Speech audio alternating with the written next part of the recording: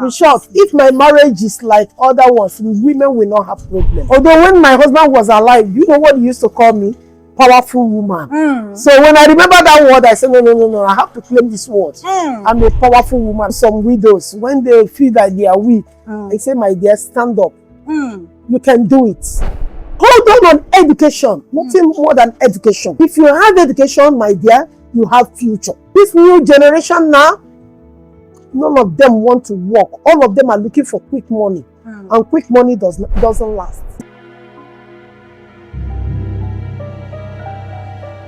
Every journey begins with a spark, rooted in stories, told in silence and song. This is Origins and Odyssey, telling real, untold stories behind success and struggle, honoring every journey. Welcome to Origin and Odyssey, where we share real-life stories behind people's struggles and their success. On today's episode with me is a woman of virtue, someone that I hold very close to my heart. Mom, would you like to tell us who you are? Okay. My name is Ada Juliana Nwandi. Where did you grow up? I grew up in Surulere, the heart of Lagos. Where are you from?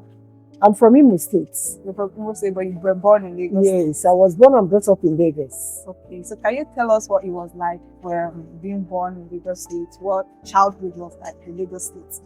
When we are growing up, there's a lot of enjoyment, love. You understand? Love, understanding. So I was born in a place, in a compound of number 16 Roger Street. That is a family house, but it's a house of commotion. Fuji house of commotion. When you finish your own lunch, you call other children, you put everything in the tray. Everybody will carry spoon, some will carry hands. And that is the love of, eating together, sharing love together. That's what I told you, that love breaks every spell. So we live in humility and love. So the Surulere is a very nice place. But I cannot tell you as of now because I left there for almost 20 years ago. So you've not been there since the last time? No. So you don't know what? I don't know what is exactly. But Surulere is still a Surulere. You understand? Yes. Because when we met ourselves on the way, I said, Omo, how far? You know they come area again. I'll say, no worry. We don't. All of us don't run to Aja because Aja is the superstitious place now that everybody is going to. You understand? So life is full of love in Surulere. That was where I was born and brought up. Okay, you schooled in Surulere? Yes, I schooled in girls' secondary school. In Surulere? Yes, Surulere. How about your university days? Okay, I furthered my education in Oko. That was where I did my OND before I got job in Savannah. So when I got job in Savannah, the sweet of money. I started enjoying the money. So when I left Savannah 2002, I joined business. I now find myself in business. I believe that there is sweet and love. Because anything I'm doing, I go with love and sweet. I don't want anything that is bitter in my life. So I start with business. I opened a salon at a place they call Adenowo. That was your first business? That was my first business. Lagos still? Yes. So after that, I entered into WOF, where we sell cars. I joined all these car dealers. So when we sell, my husband called me that he has a good accommodation in Abuja. So from Lagos, I have to come to Abuja. I end up selling provision again. So bring all those wide. Now, because of the children I had, I couldn't further looking for any job because I have seen the sweetness and the love of business. So I now continue with it. You were enjoying it? Yes. And the money? So from there, I'm taking care of my children. Okay. Because you need to take care of your family. Very important. So that is how things was going on, and we thank God for everything. That is life. Okay, so can we talk a bit about marriage? How did you know that this is the person that is for me when you met your husband? Actually, Lagos now. How did our flanger. I met my husband. The day I met him, I didn't even take him serious. He's the one that said, Mama, see my wife. I say, you are who? Which wife? I said, I beg. So we get to where there's one place they call Murphy Burger in Adere Ogusoya. He took me there and bought me some things. When I left, my friend that both of us went together said, see your husband. I said, you are who? You know, my husband was coming, we joke. So at the time, I now understand that he's a very serious guy and he's a very lovely guy. So we have this yes. From there, we do introduction. We became husband and wife. Till death do us part. Oh. So, what was it like, taking care of your children, having to run, the house, your children as well, and then your business? What was that like? It wasn't easy. I thank God for the kind of husband that He gave to me. No, He knows everything about me. No, He knows His obligation. And He knows things to do to me. He helps me in everything. I don't find much things difficult. When I see some women complaining that this, although I don't have much, I only have 2 girls. But He do help me. Most of the times when He comes home, He will say, baby, you didn't wash clothes. I said, I didn't wash, I didn't have time. He will say, okay. At times he will ask me, what do you want? I say, I didn't have chance to go to market. Can you buy me some things that I will sell? He said, just give me the list. It will help me. In short, if my marriage is like other ones, women will not have problem. I have a sweet home marriage. Oh, that's lovely to hear. I wish that for a lot of people. Yes, so I wish a lot of women can say the same thing. I'm telling you. Oh, that's really nice. So right now you have 2 grown girls. Yeah. Okay. And you have a grandchild as well. Oh yeah. She has a grandchild. I have a grandchild. My daughter just finished in my first daughter. She just finished in this Abia State University, and the second one is about finishing in Nasarawa University also. So I just give God the glory. And you've been able to carry them through. Yes. That's so super cool. my husband left me when my daughter just got a admission in Abia State University. On the process, my daughter told me, Mommy, how can I do with my education? I said, God is with us. And today, He has graduated and married and give me a grandson. Aww. My bouncing baby boy. That's so nice to hear. Yes, so God has been with you all through this journey, and it has been a wonderful one. Because He has been your husband all this while. You did not have like your husband here. That's a great one. I even almost counsel some widows when they feel that they are weak. I say, my dear, stand up. You can do it. You understand? I thank God, yes. Experience. Although when my husband was alive, you know what he used to call me? Powerful woman. So when I remember that word, I said, no, I have to claim this word. I'm a powerful woman. I have to. So both the brothers and their sisters, they were so surprised to see me. You see? So I advised every woman, don't lose hope. Be a powerful woman. Don't allow anybody to overshadow you. Because life is full of mystery. You know, whatever you see in the life, you sit up and grab it and work on it. Be strong. That is life for you. So you see, you already told us like the business part that you worked on. You started as a salonist, and then you started selling cars. So can you give us like a bit, more information into your business life, the things you do? Like right now, what business are you running? What business are you currently running?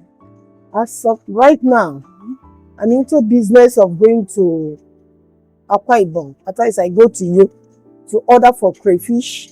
I bring it down here. I sell it in wholesale. You understand? Because nothing is easy. As of this time around in this country, nothing is easy. So, yes. Before you can use 5,000 naira make a pot of soup, correct soup. But now, it's very, very hard for 20,000 naira. But we thank God. The Almighty God has been our strength. You understand? As of now, I go to Calabar. I buy crayfish. I sell. I even give some other women to sell. When they finish selling, they give me my money. So So how has the business been so far? Nothing is easy, my dear. We took night bus. On that night bus, you'll be calling God. Some people will be calling Allah. Some people will be calling Abasi. You come and see drama inside the motor. When we hear tone, maybe tire bus, everybody will say, God, the Chineke, Allah will help you. So, but to God be the glory, we always go successfully and come back successfully. So what challenges do you face in your business? Now, you just mentioned one of, the insecurity on the road while you are traveling. What other challenge do you face in your business? This business is something that you give to them when they sell. Some will sell and use your money. This time around, nobody trusts each other. Some will sell your market to give you money. They'll tell you, madam, I never finish up. They have come to carry another person's market too. So that's the challenges we are facing. But to God be the glory, at the end, they will still give us our money. You continue where you stop. So, but now you've talked about the challenge. So what are the sweet aspect of it? The sweet aspect of it is, traveling is part of education. So when you traveled, you notice some things, you lecture yourself. There's some people you will see, you will think that maybe your own is over. But when you see people that you are better off. That is what they call traveling is part of education. You go, you see some certain things. You know what is going on in life. It exposes you. Yes. It gets you more lifestyle about other people. Yes. Okay. That's nice. Okay. So now, what are the key lessons you've learned in life so far? Key lessons that I have learned in life is this life is not easy. At times it will be sweet, at times it will be bitter. But when you are with God, according to the word of the Lord, someone with God is majority. If you are with God, at times when I feel like I want to sad, even though I'm on the road, I'll be smiling with myself. I'll say, no, I cannot give up. I'll be laughing. Maybe people around me will say, what is wrong with this woman? I'll just put happiness to myself. So you have to make yourself Yes, happy. I would like to make myself happy because nothing goes easy. But you take the life the way you see it because that is life for you, especially this time around. Nobody trusts each other. Everybody is a suspect in this life that we are now. But when you are going, like the woman I met one day, told me that, madam, this rainy season, you don't used to have bad market. I want to give you my market. Can you sell it for me? I said, not selling, I don't have the money. I finished all my money. He said, but when I came back to Abuja, the first market I sell, I have to transfer it to the woman. And the woman told me now that he has 6 bags for me. I should come and carry because I have changed. I have made him to believe that there is people that is trustworthy in this country. I told him that he's the one even calling me. Madam, come and carry. I'm ready. I said, Paddy, I'm coming. There are people that are trustworthy in this country, and she's one of those people. So when you're looking for trustworthy people to help you handle your business, you have her to call on. That is it too. Okay, ma. So all that you've learned, all you've seen over the years, what do you think is the hope for the next generation? My dear, I cannot say because this country now,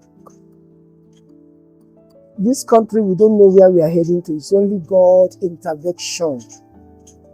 I don't know.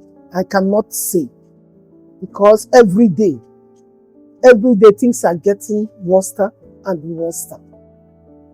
The poor are getting poor, while the richer are getting richer. It's not easy, but we are like the children of Israelites. We are looking unto Him. So I cannot predict, I cannot say, but we believe that if God starts His work, everything will change, not man. Because the country we are now, man can do nothing. We are only putting all our hope in God. Thank you for that.